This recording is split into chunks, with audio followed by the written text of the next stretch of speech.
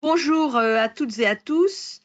Merci de participer à ce sixième webinar que notre cabinet et notre équipe organisent pour réfléchir avec vous tous sur la manière dont le droit peut aider à améliorer l'adaptation et la résilience de nos sociétés, ce qui nous conduit à nous interroger sur les applications dans un certain nombre de secteurs économiques ou administratif. Et aujourd'hui, j'ai l'honneur d'accueillir trois personnalités pour parler d'un sujet qui est central d'abord parce que la prévention va être centrale dans tout ce qui nous attend et dans ce que nous gérons aujourd'hui et qui est en plus au centre de l'actualité puisqu'il ne vous a pas échappé qu'il y avait un joli petit bras de fer entre l'État et les collectivités locales sur la question de qui est responsable de la mise en œuvre des mesures de prévention pour essayer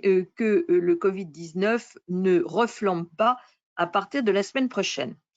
Alors, j'ai le plaisir d'accueillir, et je le fais par ordre d'entrée en scène, mais il n'y a aucune autre euh, explication à cet ordre, Alain Grimfeld, professeur de médecine, président du comité de la prévention et de la précaution depuis 1996 et je dirais un des précurseurs de la question de la santé environnementale en France, qui avait été pour moi un soutien formidable lors du vote de la loi sur l'air. Fabien Schinazi, qui est médecin biologiste, ancien directeur du laboratoire d'hygiène de la ville de Paris, actuellement membre du Haut Conseil de la santé publique et également très investi sur les questions de pollution de l'air. Et puis Jean-Marc Lévesque, qui nous fait le plaisir de nous rejoindre et qui aura le point de vue de la prévention côté entreprise, qui est patron de la RSE dans l'entreprise Tribala et vice-président du Synabio, qui est un syndicat que je connais bien puisque nous travaillons ensemble au sein du mouvement des entrepreneurs de la nouvelle économie. Voilà, alors avant de leur donner la parole, puis de vous la laisser pour les questions que vous souhaiterez poser, je voudrais faire un petit point de la question juridique liée à la prévention, puisque ce sont des sujets, bien entendu, sur lesquels, au cabinet, nous travaillons de manière, je dirais, ancienne et constante. Alors, pourquoi est-ce que c'est un sujet majeur sur le plan juridique?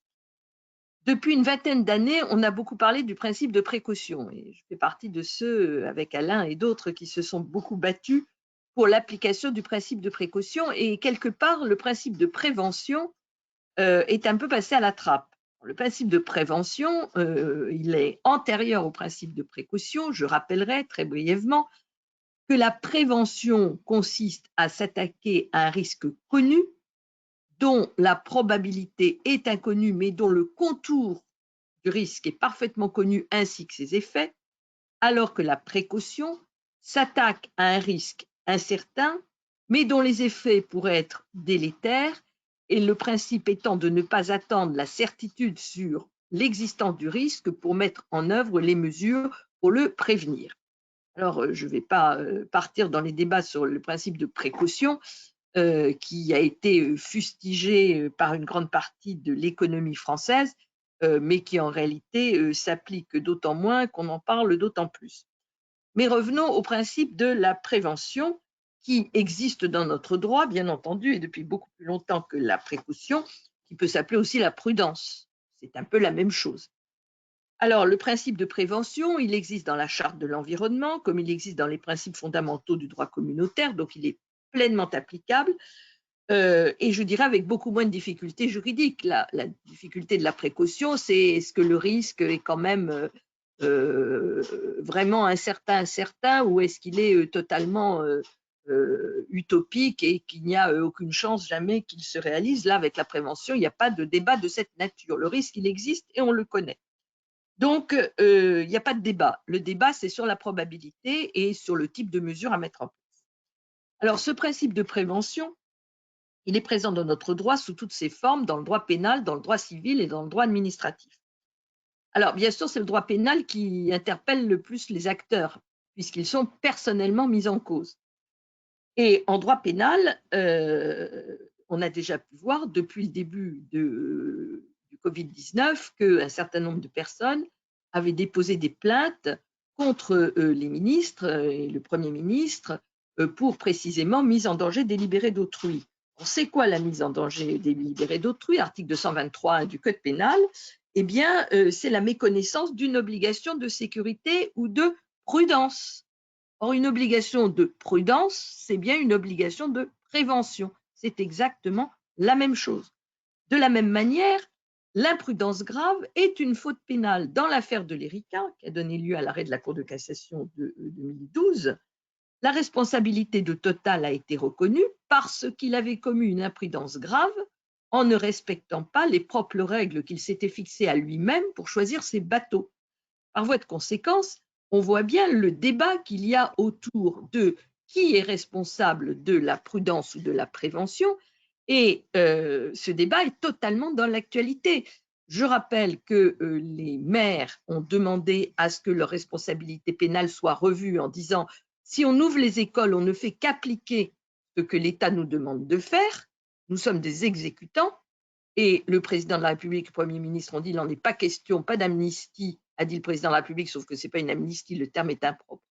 Mais enfin, pas de règles dérogatoires. Par contre, tranquillou, j'allais dire, l'Assemblée nationale hier a voté une disposition qui exclut la responsabilité des ministres dans les opérations de déconfinement. Donc, il faudrait peut-être s'entendre.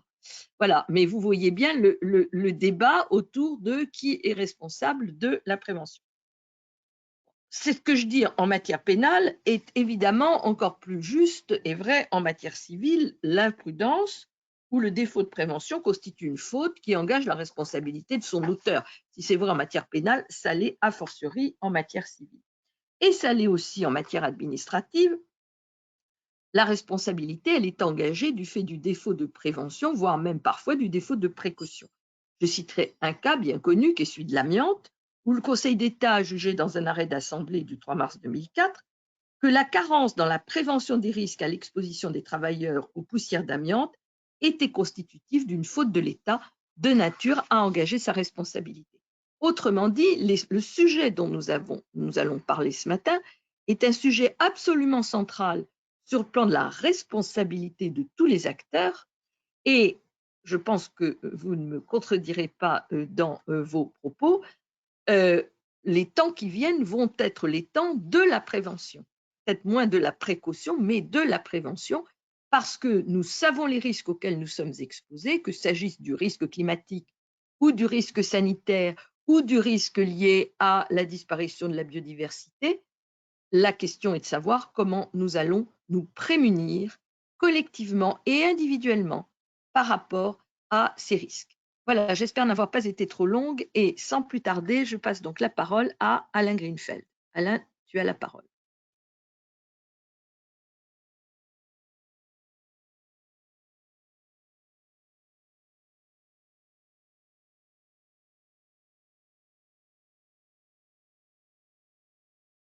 Alain, on ne t'entend pas. Mets ton micro. C'est fini, je l'ai mis.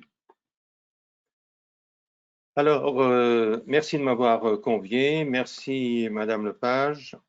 Je suis très, très heureux de participer à cet entretien et à ce débat.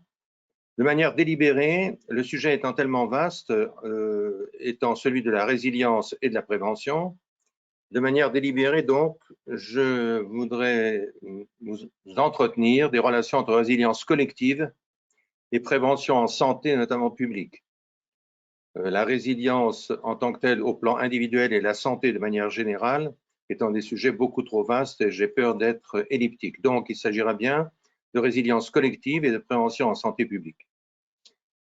On sait que la résilience, pour aborder d'abord la résilience, c'est la capacité d'un individu à surmonter les moments douloureux de l'existence et à se développer en dépit de l'adversité. Pour Boris Cyrulnik, je le cite parce qu'il est très souvent cité en relation avec la résilience, il n'est pas le seul, il est souvent cité, c'est cette faculté de rebondir et de vaincre des situations traumatiques et cette capacité pour un individu à faire face à une situation, donc pour un individu, situation difficile ou génératrice de stress. Et la résilience serait finalement le résultat de multiples processus qui viennent interrompre des trajectoires négatives et contrer la vulnérabilité psychologique liée à l'histoire traumatique de l'individu. Dans le domaine de l'assistance aux collectivités, en cas de catastrophe, et on y reviendra, naturelle ou causée par l'homme, on parle de communauté résiliente et la démarche d'assistance post-immédiate aux personnes touchées par un événement critique a généralement une dimension psychosociale, on s'en rend compte actuellement. En ce qui concerne la prévention, notamment la prévention en santé, vous y êtes revenu, Madame Lepage, et on peut reprendre un certain nombre d'éléments indispensables pour pouvoir non pas confronter négativement, mais positivement résilience et prévention en santé publique. La prévention en santé constitue l'ensemble des actions menées dans le but d'éviter et de réduire l'apparition, le développement et la gravité des accidents, maladies et handicaps pouvant toucher toute ou partie de la population. C'est ce qui se passe encore une fois actuellement. Et la prévention en santé publique constitue l'ensemble des actions préventives, curatives, éducatives et sociales, et pas seulement sanitaires au sens médical du terme, qui abordent la santé de façon collective. Donc la prévention en santé publique peut s'exercer dans tous les lieux de la vie des collectivités où vivent les individus, territoire, agglomération, domicile, travail, école, cabinet médical, pharmacie, etc. C'est ce en quoi, vous m'entendrez répéter ça assez souvent au cours de cet entretien, on assiste actuellement. Il est très important de souligner que la politique de prévention en santé publique peut être de deux types. Le premier type est incitative. Elle consiste en la mise en jeu d'une responsabilité citoyenne permanente par l'éducation depuis le plus jeune âge et par les campagnes périodiques d'information, en sollicitant notamment la conscience civique et la solidarité. La prévention coercitive, c'est celle que beaucoup de gens craignent. Oui, mais si vous établissez une prévention, qu'est-ce qui va se passer au plan du ressenti de la population? Eh bien, précisément, la prévention coercitive consiste en la mise en place d'une action d'encadrement portée par des lois qui édictent les mesures décidées au niveau gouvernemental avec des injonctions et des mesures punitives en cas de non-observance de ces consignes. Alors maintenant, troisième rubrique, pourquoi associer résilience collective et prévention en santé publique? On peut dire dès l'abord que quel que soit le type d'événement dommageable vis-à-vis d'un ou plusieurs individus, voire d'une population entière, on attend de la démarche de résilience qu'elle aboutisse non seulement à une préservation des personnes atteintes, mais de plus qu'elle enrichisse leur expérience vécue individuellement et collectivement pour faire face avec le plus de succès possible à un éventuel danger ultérieur qu'ils auraient à affronter. En ce sens, cette expérience devrait conduire en matière de santé à des mesures préventives disponibles le plus rapidement possible. Malheureusement, cela n'est pas toujours le cas et les raisons de cette absence, qui devraient servir de leçon, disons ça de cette manière-là, sont diverses. Il peut s'agir d'oubli. Alors j'ai mis oubli entre guillemets. C'est une litote. En fait, on agit de sorte que dans cette résilience, la reconstruction, dans toute l'acception du terme, y compris ce qui inclut la partie psychologique, suivent un modèle qui, a priori, devrait préserver du risque de récidive dû ou des dangers subis. Or, il est essentiel pour une résilience productive que l'on mette en œuvre l'exploitation d'un retour d'expérience. Alors, j'y insisterai dans quelques instants. En ce qui concerne la campagne actuelle, mais je laisserai surtout Fabien Schinazi en parler, ce n'est pas tout à fait ce qui s'est produit et c'est une deuxième litote. Et cette attitude peut relever par ailleurs d'une intention idéologique ou dogmatique de minimiser l'intérêt d'un programme de prévention en estimant toujours a priori que l'événement survenu a peu de risques de se reproduire ou bien que le niveau d'incertitude est tel qu'aucun modèle ne pourrait raisonnablement satisfaire à l'objectif d'évitement en ce domaine. Et là, plusieurs éventualités à envisager. C'est là où on met en question le principe de précaution. En cas de catastrophe naturelle, il y en a de types extrêmement divers. Toutes les énergies sont légitimement d'abord mobilisées au service des réparations. Quelle qu'en soit la nature, on estime que la technologie pourvoira ensuite, d'une part, à prévoir ces phénomènes, d'autre part, à les prévenir ou au pire à en limiter les conséquences les plus néfastes. Ça, c'est souvent extrêmement prétentieux. Dire on verra ça par la suite, c'est une manière aussi d'éluder le problème et d'éviter, d'une manière ou d'une autre, que les mesures de prévention soient mises en place. Et en cas de catastrophe industrielle, alors on a eu de nombreux exemples. Le dernier étant par exemple celui de l'usine de Lubrizol.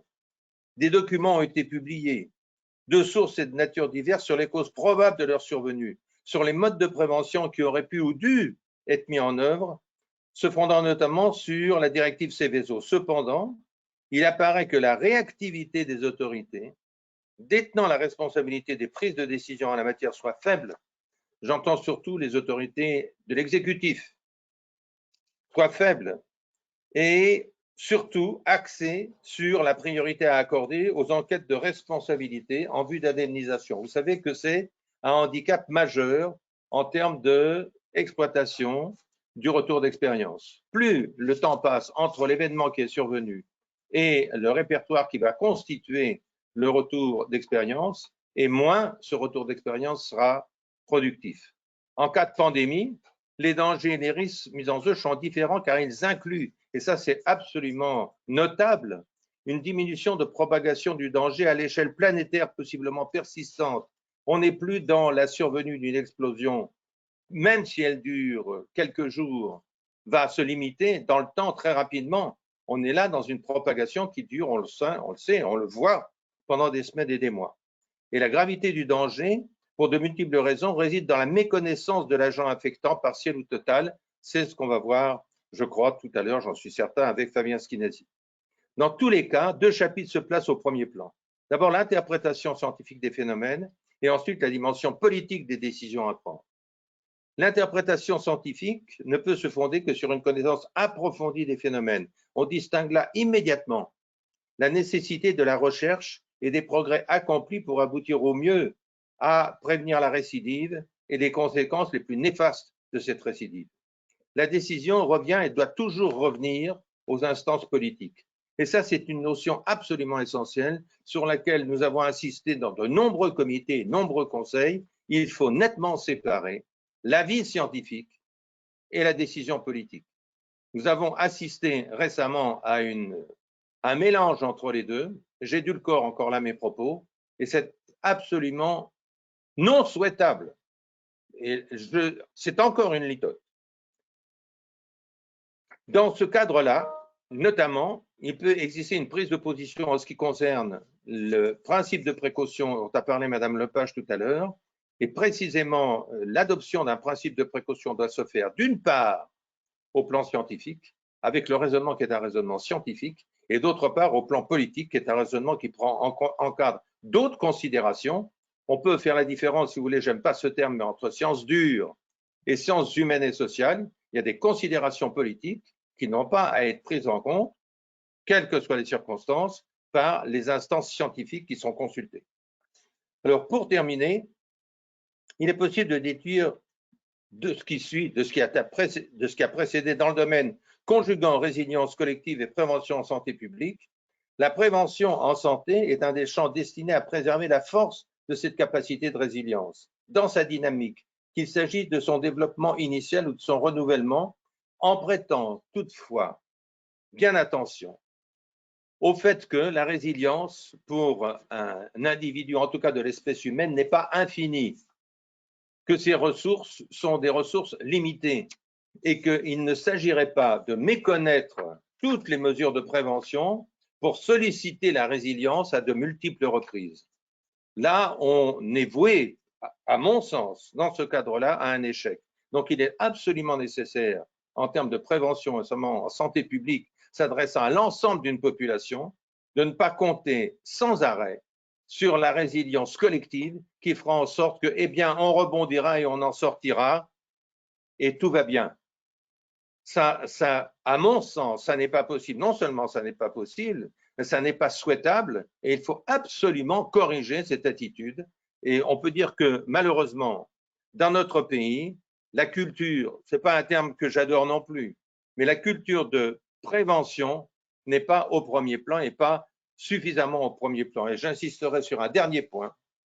En ce qui concerne la pandémie actuelle, chacun a pu noter, et les publications sont nombreuses à ce sujet, sur l'absolue nécessité, dans un cadre comme celui-là, d'obtenir la confiance de la population pour que les mesures réussissent. La confiance de la population est basée sur la crédibilité scientifique et sur la justesse en termes de logique de prise de décision de la part des instances gouvernementales. Merci Alain pour ces propos, je dirais, dynamiques que pour ma part, je partage complètement. Je pense qu'il y aura des questions tout à l'heure sur ces sujets importants que tu as abordés. Monsieur Skinazi. Bonjour, merci beaucoup pour votre invitation. Quand vous m'avez demandé de parler de prévention, j'ai revu finalement toute ma vie professionnelle. Dans ma vie professionnelle, je n'ai travaillé que sur la prévention. Et il m'est revenu des tas d'exemples. Et pour rappeler simplement d'entre eux, parce que j'ai eu la chance finalement de travailler sur ces différents sujets, j'ai commencé ma carrière à l'hôpital. Dans les années 70, on parlait d'infection nosocomiale. C'était un vrai problème. Et plutôt que de travailler sur les soins et trouver les antibiotiques les plus efficaces, ce qui était utile, j'ai aussi beaucoup travaillé sur l'hygiène hospitalière et les règles d'hygiène à l'hôpital pour lutter contre ces infections. Quand je suis arrivé à la mairie de Paris, au début des années 80, mon premier sujet a été celui du saturnisme des enfants lié à la peinture de leur logement ancien. Et là aussi, après le dépistage, après les soins que l'on pouvait faire, il y avait la prévention. Et c'était assez compliqué parce qu'on était dans des populations défavorisées et il fallait faire passer ces règles de prévention vis-à-vis de cette peinture au plomb et de l'intoxication des enfants. J'ai travaillé aussi sur la légionellose.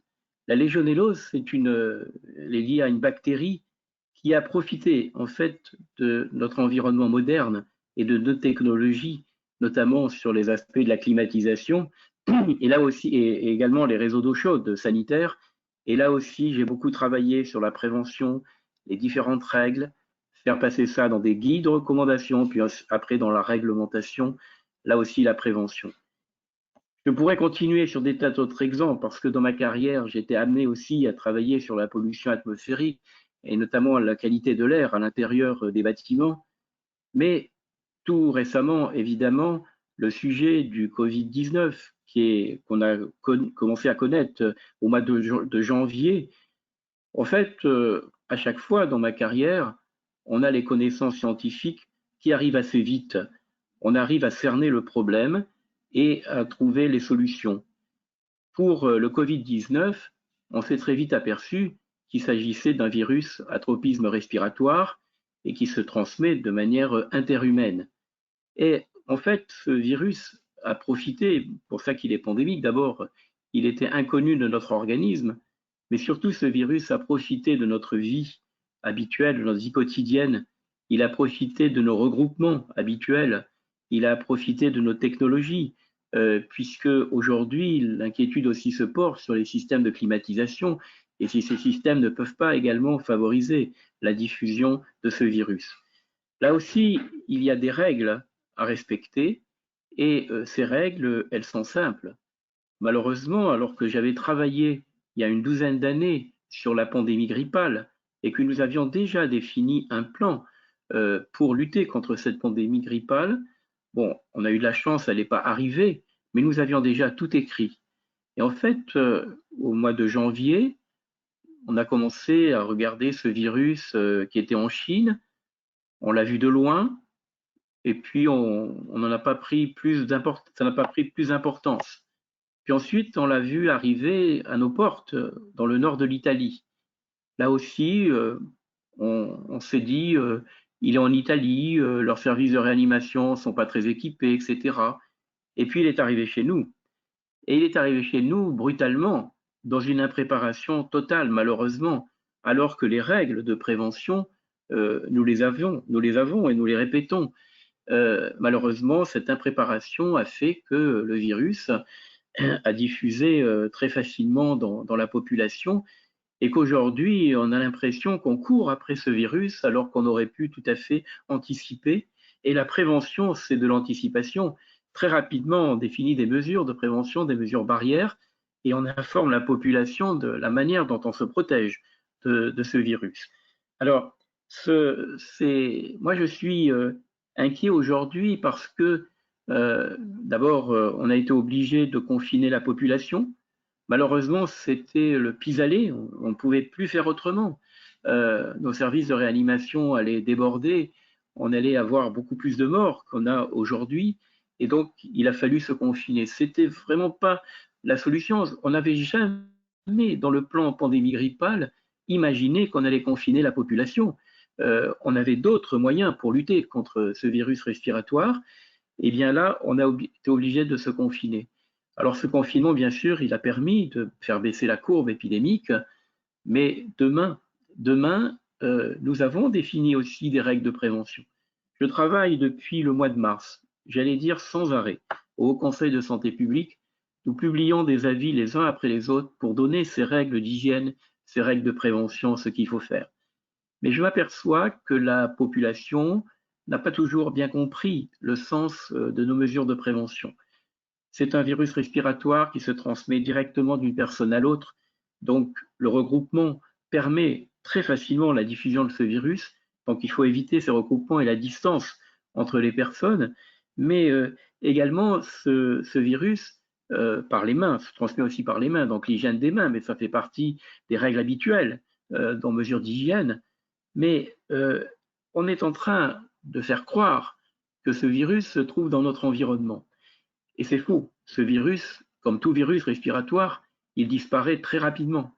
Et donc, alors, par exemple, je donne quelques exemples, alors que nous avions écrit pour la réouverture des écoles que, à la limite, si les écoles étaient fermées déjà depuis pas mal de temps, s'il y avait eu le virus présent sur des surfaces, il avait déjà rendu l'âme depuis longtemps, et donc il n'y avait absolument pas besoin de désinfecter ces écoles ou des bâtiments qui avaient été fermés pendant plusieurs semaines.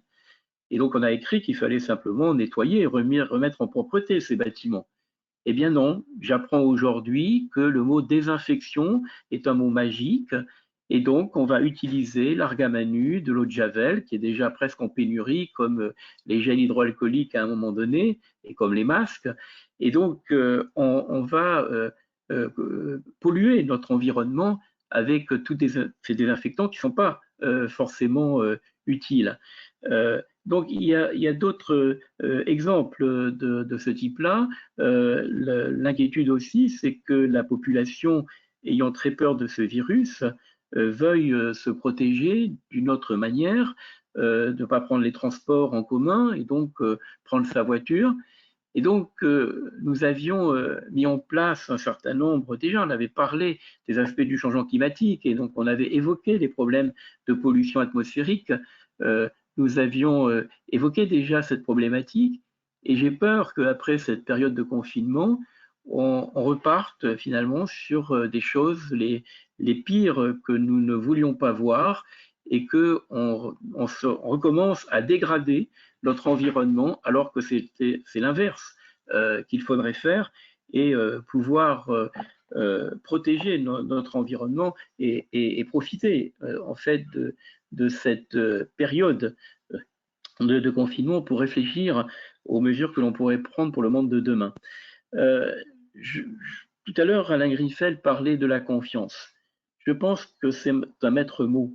Si nous voulons reprendre une vie, en prenant en compte évidemment les mesures de prévention, il faut qu'on apporte la confiance. Il faut que la population soit confiante d'abord aux règles qu'on édicte, les choses qu'on leur demande de faire.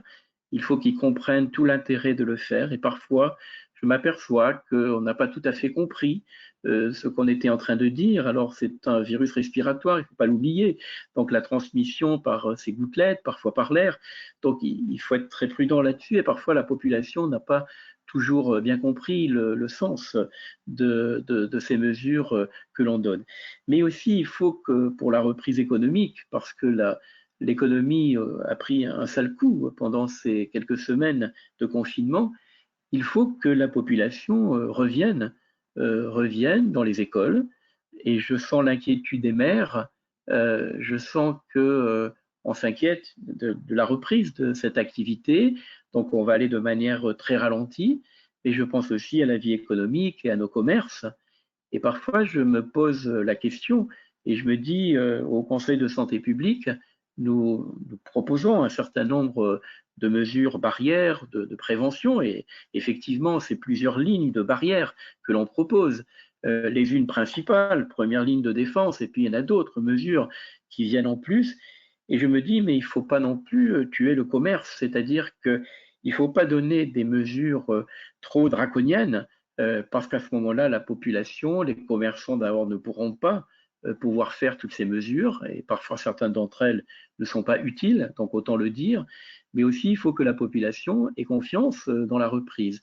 Et je sens une certaine inquiétude, et une inquiétude parce que nous avons eu des pouvoirs publics qui ont peu tâtonné. Moi, j'ai été un peu gêné qu'au début de la crise, il y ait ce tâtonnement et parfois de dire des choses qui n'étaient pas forcément exactes.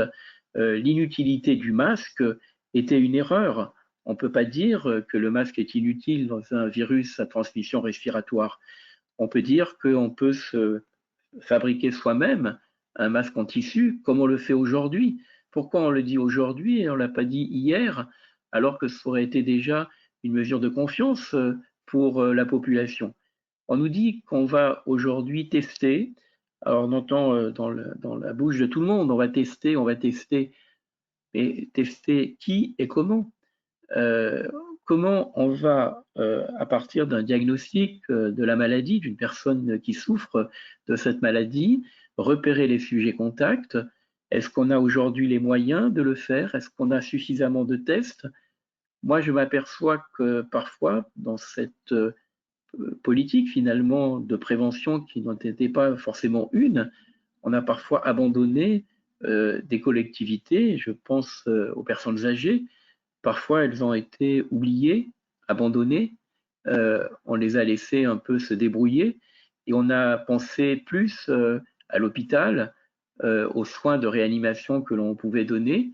Mais il y a d'autres pans de la société qui ont été un petit peu oubliés. Je pense dans ces EHPAD où c'est dramatique parce qu'un virus qui s'introduit dans une collectivité de personnes sensibles, fragiles, vulnérables, c'est dramatique. Donc c'est là qu'on doit prendre les mesures de prévention les plus importantes, les plus adéquates.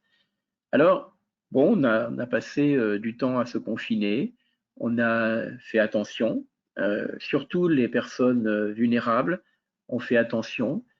Demain, que va-t-il se passer? Est-ce que la confiance va se rétablir tout doucement? Est-ce que nos gouvernants pourront nous aider à mieux sortir de cette situation? En tout cas, il ne faut surtout pas penser que cette période de confinement n'était qu'une parenthèse, de se dire finalement, bon, on a passé un mauvais moment, il a fallu se confiner, ce n'était qu'une parenthèse. Non, la prévention, c'est encore pour demain, et plus que jamais, il va falloir vivre d'une autre manière, mais peut-être cette vie d'une autre manière, elle sera utile pour le combat que nous menons tous depuis des années sur la santé environnementale. Donc, peut-être demain, plutôt que de revenir à nos anciennes habitudes, on a besoin de réfléchir à la manière de vivre ensemble, on a besoin de réfléchir à nos technologies. On a oublié, en fait, avec nos technologies modernes, que des virus qui pouvaient s'introduire dans cette technologie étaient pires que tout et pouvaient se transmettre très facilement. Alors voilà, quand Est-ce que je peux vous demander de conclure? Je vais terminer là-dessus. Quand je reviens en arrière, je m'aperçois qu'on a eu des crises sanitaires dans notre pays régulièrement. C'est la crise probablement une des plus importantes parce qu'elle a amené à des mesures radicales, draconiennes. Il faut espérer qu'on ne va pas oublier, on ne va surtout pas oublier, et que demain on va se comporter différemment de ce qu'on faisait avant. Merci. Merci de votre intervention. Donc, je passe la parole à Monsieur l'évêque pour le point de vue, je dirais, du monde économique, d'un monde économique qui est ouvert sur ces sujets, mais du monde économique. Bonjour à tous, merci pour votre invitation et je me propose aujourd'hui de témoigner du modeste vécu de notre entreprise. L'agriculture et l'alimentation étant reconnues comme essentielles, nous sommes depuis 8 semaines en continuité d'activité. J'évoquerai le premier enjeu sanitaire, donc la santé et la vie des collaborateurs. Alors, les règles et les gestes sanitaires sont déjà dans les bonnes pratiques des entreprises agroalimentaires, le lavage des mains, la protection, la désinfection, une sensibilité et une compétence qu'il nous a fallu amplifier et adapter à la nature du risque, à caractère plus individuel, voire familial, comme la distanciation entre les personnes. Ça, c'est un élément nouveau qu'il va falloir intégrer aujourd'hui dans nos bonnes pratiques, mais qui laissera, je pense, aussi quelques traces dans les comportements. Probablement une évolution de la perception du collègue. Le collègue est devenu un risque. C'est plus un collègue neutre lambda. Il est potentiellement aussi un danger. Et il me semble important d'être attentif à la dégradation de l'esprit collectif et de la convivialité nécessaire à un bon équilibre d'un groupe. Dès le début, nous avons mis en place une hotline assurée par une collègue docteur en nutrition et cette collègue répondait à toutes les personnes qui se posaient des questions sur leur santé, sur les symptômes, sur les cas de contact avec la famille proche et les règles de prévention d'hygiène de vie. Sur les 2 premières semaines, cette collègue avait en moyenne 40 à 50 appels. Elle a été très sollicitée parce qu'elle est connue dans l'entreprise et on lui faisait aussi très confiance. C'était un service très personnalisé. Nous avons aussi réactivé notre cellule d'écoute interne pour les situations les plus aiguës, à la fois pendant la période de déconfinement et de préparation du déconfinement. J'allais dire, depuis des années, l'entreprise a développé en interne une culture du bien-être, de l'activité physique. Elle a soutenu pendant des années toutes nos associations d'entreprises sur le yoga, le running, le vélo, et ces initiatives prennent encore plus de sens aujourd'hui au regard de l'importance que peut avoir la préservation de la santé des personnes. En conclusion sur cet enjeu sanitaire, j'allais dire que l'expérience du Covid a fait croître la reconnaissance mutuelle de responsabilité. Sur le volet économique et par rapport à la pérennité et la résilience de l'entreprise, nous sommes une entreprise multi-activités. Nous travaillons du lait de vache, de brebis, de chèvre, des différentes céréales. Nous fabriquons donc différents produits et nous approvisionnons différents marchés.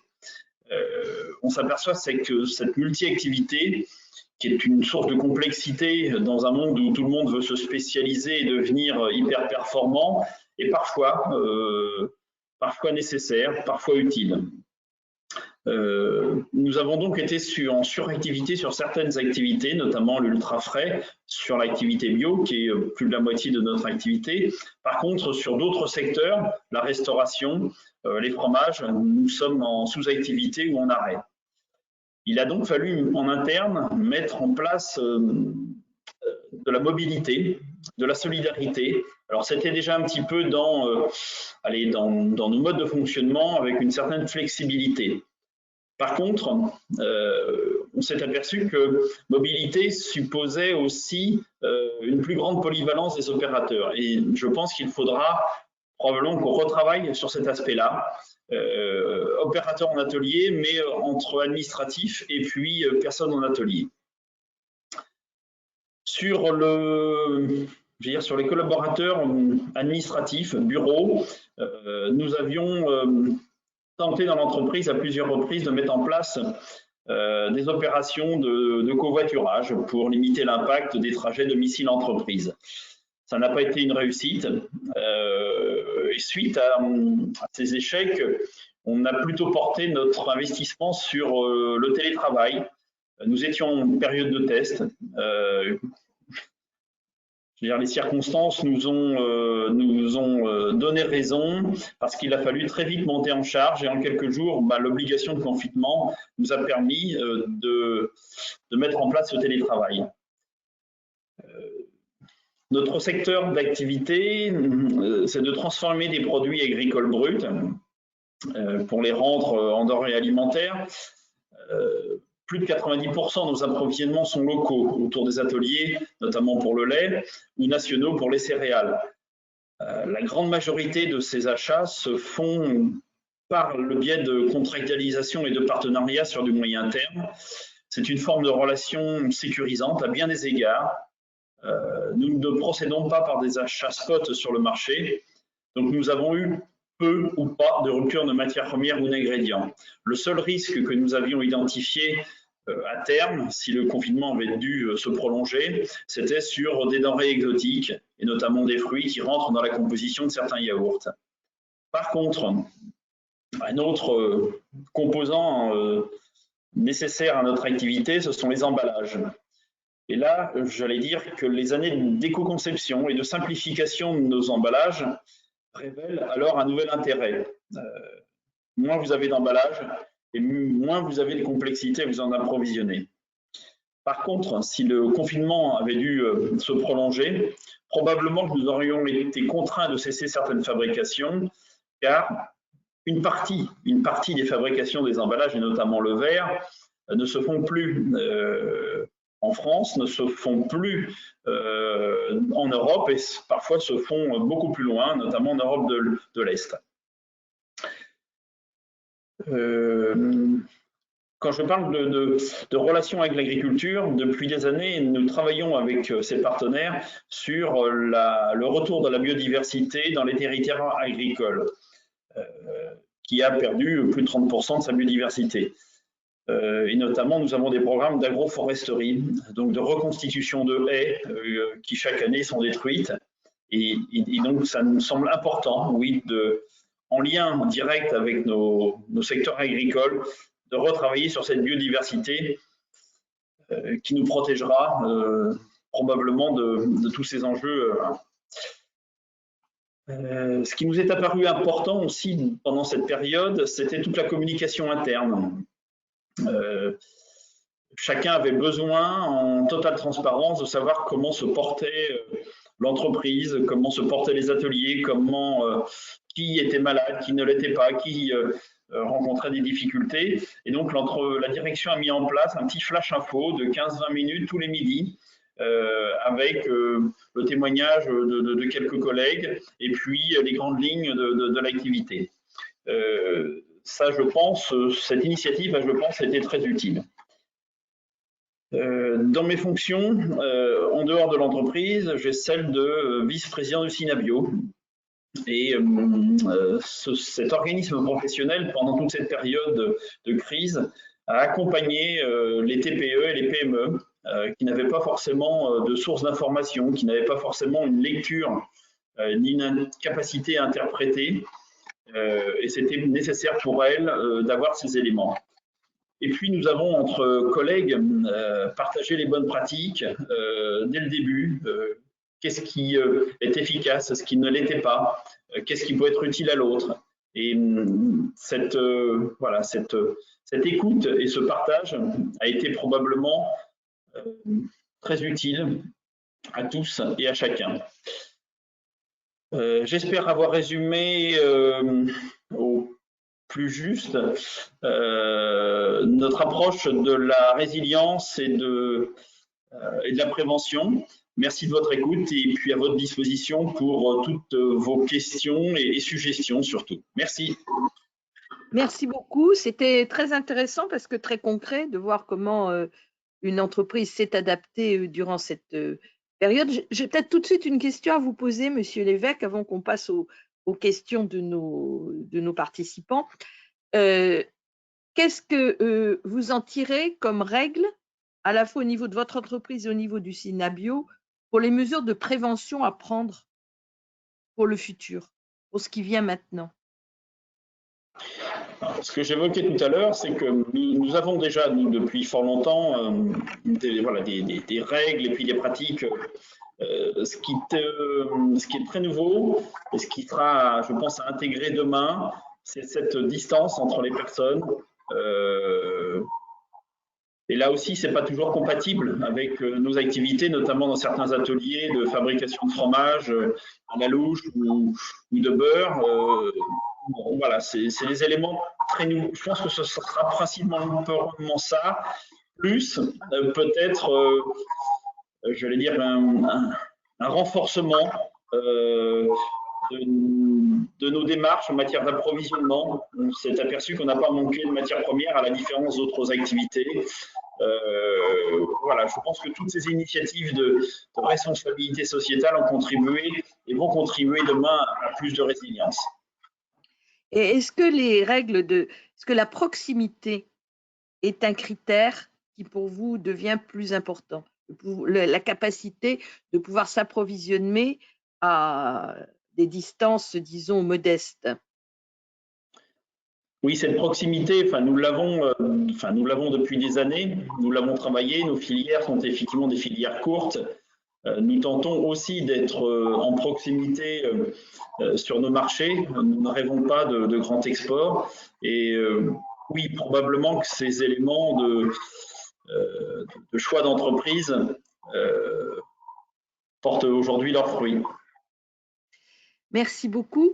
Alors, notre première question, que pensez-vous des relations entre scientifiques et politiques pour parler de la prévention pendant la crise du Covid-19 ? Alain Grimfeld a un peu évoqué la question, peut-être veut-il y revenir, et Fabien Schinazi également. Alors, en ce qui concerne la différenciation entre les avis scientifiques et la décision politique, me paraît essentielle pour au moins la raison suivante. Quand on est dans une situation, on va être très non seulement pragmatique, mais surtout factuel en ce qui concerne la pandémie actuelle. Comme l'a très bien dit Fabien Schinazi tout à l'heure, et chacun a publié des documents, je crois, dans des comités comme les nôtres. Nous avons publié un document au comité de la prévention et de la précaution en 2008. Nous avons poursuivi la réflexion au comité consultatif national d'éthique quand j'avais l'honneur d'être président de 2008 à 2012. En 2009, sur les enjeux éthiques qui sont soulevés par une pandémie grippale. Donc nous avions, et je souscris sans réserve à ce qu'a dit Fabien Schinazi tout à l'heure, la possibilité dès l'abord, et ça a été parfaitement décrit, ça fait plus de 12 ans maintenant, de prendre en compte la diffusion de la propagation du virus à partir de Wuhan. On avait la possibilité. On a pris ça, parce que je ne vais pas focaliser et stigmatiser mes reproches à qui que ce soit, c'est complètement inutile, c'est une perte de temps, surtout actuellement, la possibilité effectivement de dire, bien, on verra. Si ça reste localisé au stade de l'endémie, on verra bien. Si ça commence à prendre des allures d'épidémie et que ça sort du territoire initial, là, il faudra prendre des mesures de prévention tout de suite qui ont déjà été décrites. Ça, c'est le rôle des avis scientifiques. D'emblée, un avis scientifique aurait pu dire, écoutez, un certain nombre de choses ont été décrites déjà. Nous ne connaissons pas ce virus ou très mal. Nous allons apprendre à le connaître. Et encore une fois, je vais encore citer Fabien, comme il l'a dit tout à l'heure, nous avons les possibilités en France et industrielles et scientifiques de haut niveau pour pouvoir parer à tous les dommages que peuvent causer de telles épidémies. Ça, c'est l'avis scientifique. Une fois que l'avis scientifique a été rendu, les instances politiques ont, en ce qui les concerne, et on vient de le voir avec Jean-Marc Lévesque, des impératifs et des contraintes qui sont autres. Très bien, les scientifiques, ce que vous venez de nous dire. Oui, nous devons prendre des mesures de prévention.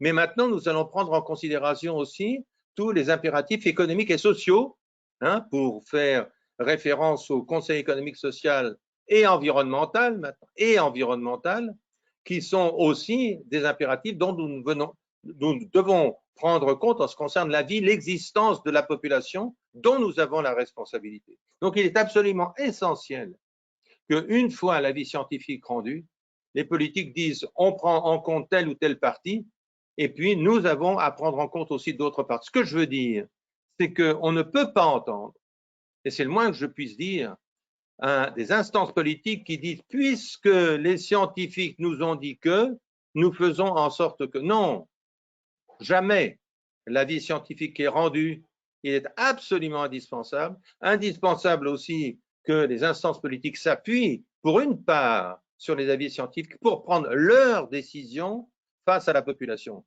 Et quand on faisait allusion tout à l'heure à la confiance, vous savez qu'il y a une étude qui a été faite, extrêmement bien faite, en ce qui concerne le succès face à la pandémie de la Corée du Sud. L'élément qui sort en majorité, c'est la confiance de la population, qui s'est rendu compte que les scientifiques avaient pas pris des mesures, avaient mené des réflexions qui étaient censées, face aux mesures de prévention, à prendre, et que leur gouvernement s'était appuyé dessus et avait pris lui-même des mesures qui étaient en faveur de l'intérêt général. La confiance, comme chacun de nous le sait très bien, ça ne se décrète pas, ça se mérite.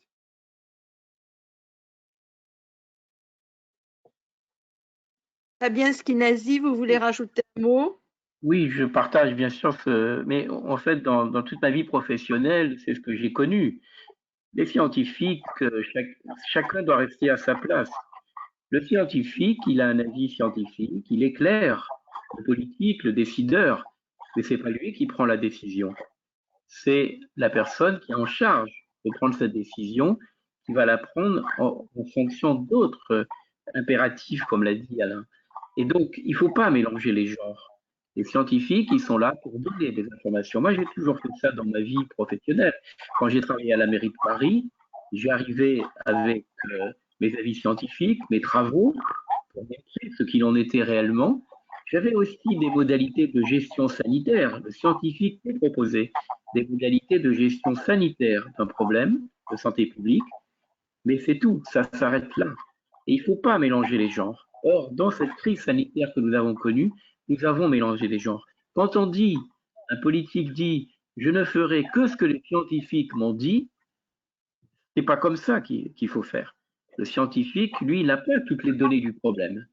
Donc, il donne son avis et le décideur prend ses décisions, mais surtout le décideur doit les expliquer, doit expliquer ses décisions.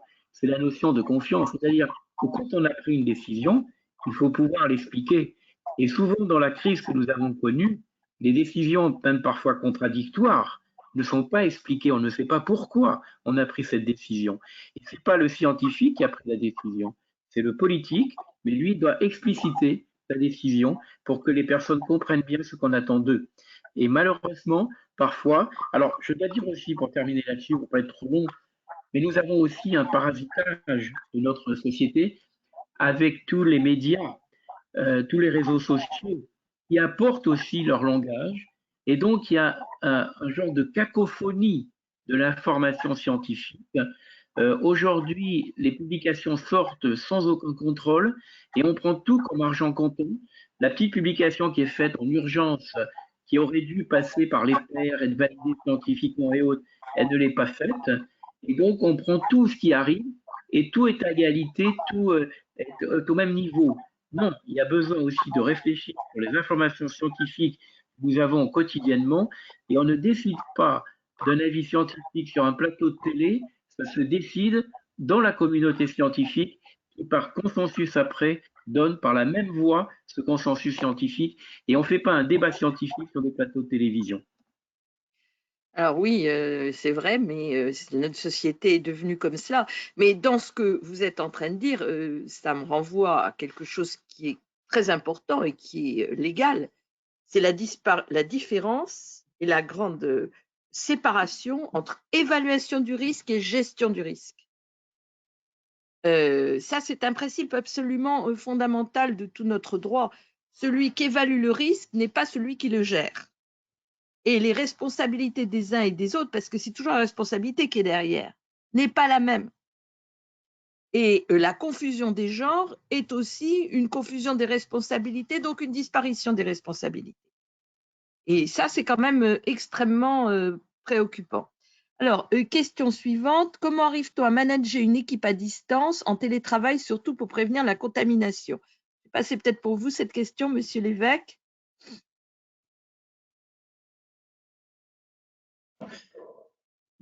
Dans mes propos tout à l'heure, j'évoquais la communication qui avait été maintenue entre l'entreprise et ses collaborateurs, notamment par rapport à la hotline. Et effectivement, ce sont sur ces questions-là, oui, de protection, de prévention, que ma collègue apportait ses connaissances, car chacun s'est retrouvé très rapidement à improviser chez soi un bureau, un lieu où il avait à la fois la tranquillité, mais aussi la capacité à s'isoler. J'allais dire, non, la crise est arrivée trop tôt pour qu'on ait pu aborder voilà, toutes ces questions sous cet angle de la santé. Est-ce que les médecins présents souhaitent ajouter un mot? Fabien Schinazi peut-être, ou Alain Grimfeld? Oui, en fait, la distance avec le télétravail a fait qu'on a perdu le regard qu'on avait sur l'entreprise. Et dans les propos que j'avais eus dans ce qu'on appelle les plans de continuité d'activité des entreprises, il était important que ce contact reste et que les collaborateurs ne se sentent pas complètement démunis, éloignés de l'entreprise. Il était très important que pendant cette période de confinement, les collaborateurs de l'entreprise soient toujours présents et qu'il y ait des relations et qu'on ne les abandonne pas à leur triste sort. Et donc, beaucoup d'entreprises, comme vous le disiez tout à l'instant, ont fait des liens entre les collaborateurs avec des réunions, comme si on continuait à travailler même à distance pour montrer qu'on n'était pas complètement les uns loin des autres et que l'entreprise ne vivait plus et qu'on était chacun confiné dans son coin. Et donc, beaucoup d'entreprises ont maintenu ce lien entre les différents collaborateurs pour montrer que l'entreprise vivait et qu'on se préparait également à la levée du confinement et à la reprise de l'activité. Alors, question suivante. Comment faire passer au mieux les messages de prévention auprès des populations défavorisées, par ailleurs accablées de soucis primaires?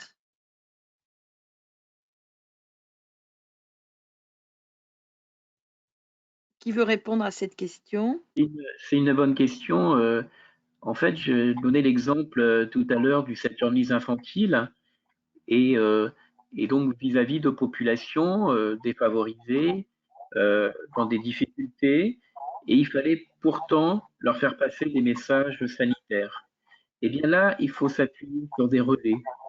On a besoin de relais. Il faut aller au plus près de la population et par des associations, ça nous a permis de relayer cette information sanitaire et d'aller au plus près des familles. Et la famille qui a besoin de services de prévention, si elle a des personnes auprès d'elle, dont elle a entièrement confiance, eh bien, les messages pourront passer. Et c'est grâce à ça, à ces différents relais d'informations sanitaires, de messages qui étaient passés auprès de ces populations qu'on a réussi à arriver à faire passer ces messages.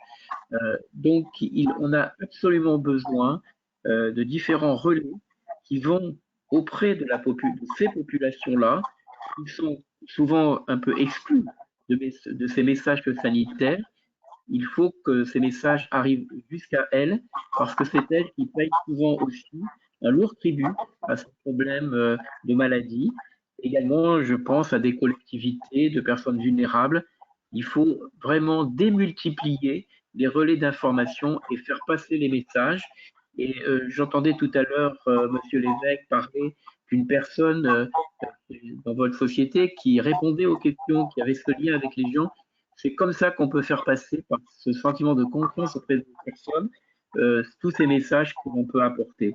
Mais il faut que les messages arrivent jusqu'à ces populations-là. Il faut absolument que ces populations aient les messages sanitaires et que ça ne soit pas en dehors d'elles. C'est pour ça que le rôle aussi des élus locaux est extrêmement important.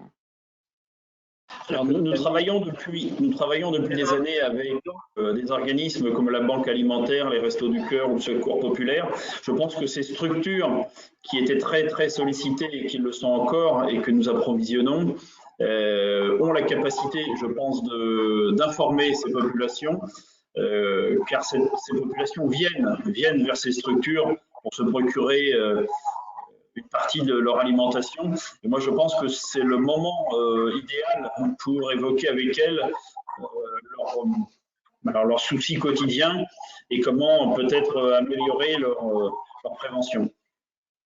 Je voudrais ajouter 30 secondes que, comme d'autres, les personnes qui me semblent être sur le devant de la scène en ce qui concerne la prévention et notamment la prévention incitative, c'est-à-dire comprise par les populations et en particulier les populations vulnérables, notamment socio-économiquement, ce sont, comme ça vient d'être dit, les élus locaux, les maires des 30 000 communes de ce pays et les médecins généralistes.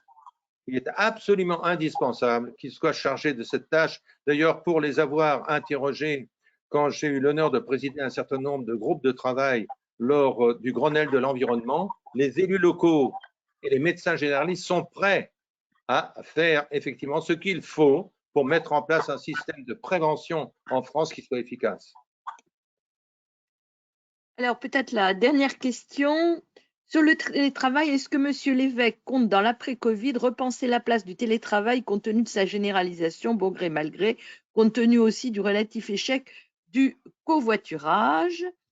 Le télétravail, alors j'ai pas la fin de la… Voilà, enfin la question, c'est celle-là. Monsieur Lévesque, c'est pour vous. Oui, j'allais dire, ça fait partie des enseignements majeurs de cette crise. Nous essaierons de développer ce télétravail. Par contre, dans de meilleures conditions, à la fois pour les personnes chez elles, et puis avec la précaution, comme l'évoquait Fabien, le lien entre les collaborateurs et le lien collaborateur-entreprise. Je pense que ça se construit. Et on sera vigilant effectivement sur un télétravail de qualité qui ne porte pas demain de conséquences voilà, sur les collaborateurs. Très bien, petit mot de conclusion peut-être pour chacun. Monsieur Lévesque, puisque vous avez la parole, je vous en prie. Pour moi, c'était une première de témoigner dans le cadre de votre cycle-là. C'est intéressant, enfin, je veux dire, pour moi, c'est enrichissant par rapport aux autres témoignages et j'ai noté certaines choses qui demain vont nous inspirer probablement sur nos pratiques. Donc, merci aux autres intervenants pour leur partage de compétences. Monsieur Schinazi. Oui, moi je voulais dire finalement que la solution est entre nos mains individuellement. Et que si chacun d'entre nous a compris le sens de la prévention et l'importance de cette prévention, c'est comme ça peut-être qu'on gagnera. Il faut que chacun d'entre nous prenne en main sa vie et sache que la prévention, c'est vraiment la chose la plus importante dans nos vies. Le soin, le curatif, bien sûr, est fondamental, mais également la prévention en fait partie. Donc chacun a en main sa propre destinée, si je puis dire. Merci. Alain Grimfeld, pour conclure. Je voudrais terminer sur la reprise des relations entre prévention, ce qui vient d'être dit, et la résilience. Nous sommes là, que ce soit M. Lévesque, M. Schinazi, vous-même, Mme Lepage, dans une prévention qui est incitative. Nous voulons faire comprendre à la population de manière tout à fait pédagogique, saine, je dis saine, les avantages de la prévention en ce qui concerne précisément l'évitement d'un certain nombre de maladies auxquelles on assiste actuellement, pour ne pas dire de mort, et notamment, comme m'a dit M. Schinazi tout à l'heure, dans certaines enceintes comme les établissements médico-sociaux et les EHPAD en particulier. Mais ce que je crains, ce que je ne voudrais pas, ce que nous ne voudrions pas, j'en suis absolument persuadé, c'est qu'une des conclusions de ce retour d'expérience, c'est Mais écoutez, oui, certes, nous n'avons pas eu suffisamment de mise en place de mesures de prévention incitatives. Mais regardez, ce n'est pas si mauvais, puisque la résilience dans l'espèce humaine est telle que, vous voyez, un des avantages, ça a été de retrouver ce qu'est le travail à domicile, etc., etc. 1000 exemples comme celui-là. Travail à domicile, c'est très bien, mais couper les relations entre êtres humains à l'intérieur d'une entreprise, je parle sous le contrôle de M. Lévesque, c'est extrêmement mauvais. Donc, bien sûr, nous avons eu cette pandémie, mais regardez les résultats, c'est pas si mauvais. On a eu des résultats positifs compte tenu des facultés de résilience de l'espèce humaine, oui. Et quand cette résilience sera épuisée, qu'est-ce que feront un certain nombre de gouvernements beaucoup moins démocratiques que le nôtre? Il imposera la prévention. Et ce sera une prévention coercitive. Si vous ne faites pas, vous serez puni parce qu'on aura tellement épuisé les capacités de résilience de la population, notamment en termes économiques, que les gouvernants diront, ben, écoutez, on a épuisé le système, la prévention incitative comme test à la résilience s'est épuisée, et bien maintenant, ça ne nous rapporte plus d'avoir des pandémies. Pour faire court, eh bien, nous allons imposer une prévention qui sera coercitive. Madame la citoyenne, monsieur le citoyen, vous ferez comme ça parce que vous n'êtes plus productif et que nous imposons la prévention. Merci pour ce cri d'alarme.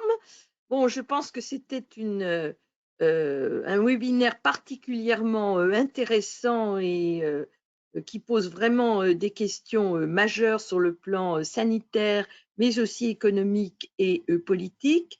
Je remercie les participants de bien vouloir remplir le questionnaire de satisfaction pour que nous puissions nous améliorer. Vous avez joint sur notre site un certain nombre de documents concernant le sujet que nous avons traité aujourd'hui et qui ont été élaborés le cabinet. Je vous rappelle que nous nous retrouvons le 13 et le 20 pour 2 webinaires qui seront consacrés au problème de la construction. D'abord de la construction durable, le 13, par rapport justement à ces sujets d'adaptation de la résilience, comment est-ce que la construction peut s'adapter avec le président de l'OID, de l'Office de l'immobilier durable, et le président de Construction 21, Christian Brodag, et le 20, pardon, d'où nous attaquerons plus à la question de la construction versus un urbanisme durable, comment est-ce qu'on peut rendre la ville résiliente, avec le président du réseau des villes durables, Monsieur Vergriette, qui est le maire de Dunkerque, et également Christian Brodag. Voilà, donc merci de suivre nos webinars. Qui le voudraient, que tout est en replay sur notre site, et également pour nos intervenants d'aujourd'hui, si vous souhaitez découvrir les précédents webinaires, vous pourrez les voir en replay sur le site du cabinet Hugues-Lepage. Merci en tout cas à tous.